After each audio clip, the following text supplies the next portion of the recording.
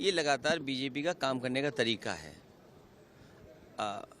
सदन में बिना चर्चा के इतना बड़ा फैसला हो गया सदन में। कोई नया परिवर्तन होने जा रहा है इनकम टैक्स बिल में।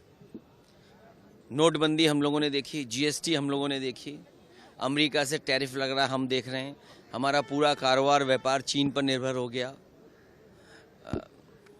तो हम कहाँ जा रहे हैं देश को लेकर के? कैसे अमृत काल में विकसित भारत बनेगा,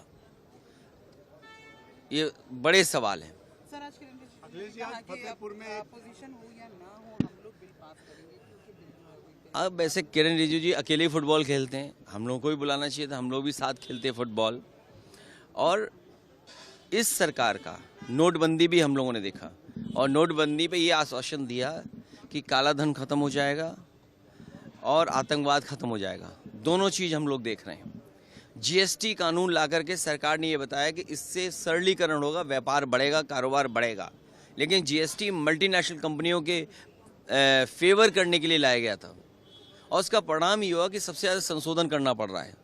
आज इनकम टैक्स बिल पास हुआ है, क्या पास किया है, उसका क्या असर पड़ेगा कारोबार पर। विदेश नीति इनकी, टैरिफ के बाद टैरिफ, और तमाम तरह की चीज़ें अब सामने आ रही हैं। चीन पर हमारा पूरा कारोबार निर्भर है, तो क्या संशोधन हम कर रहे हैं? क्या जीएसटी से संशोधन किया जिससे व्यापार बढ़ गया? क्या हमने नोटबंदी के बाद फैसले लिए जिससे हमारे व्यापारी और आम लोगों को लाभ पहुंचा हो? कोविड टाइम के समय जो परेशानी आई, यहाँ कोई पत्रकार ऐसा नहीं होगा जिसका उसके बाद वेतन बढ़ा हो। जो कम हुआ वो आज भी वैसा ही है।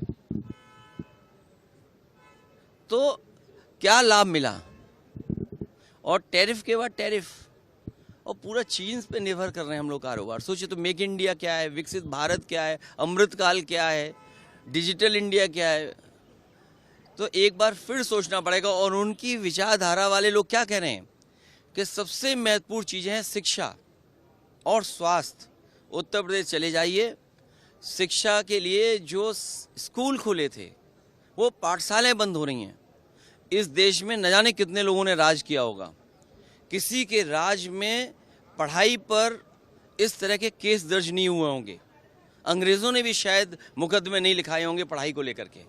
लेकिन बीजेपी की सरकार में पढ़ाई को लेकर के आप अगर पढ़ाना चाहते हो तो मुकदमे दर्ज हो रहे हैं। कोई कल्पना कर सकता है 20,000 से ज़्यादा प्राइमरी स्कूल बंद हो जाएं, वो गरीब बच्चों के लिए? तो अगर गरीब बच्चे नहीं पढ़ेंगे तो हम कितने भी इनकम टैक्स के बिल ले आओ, इससे कौन सी खुशहाली आने वाली है? और आय दोगुनी वाली बात जो कही थी, वो कहाँ है आय दोगुनी?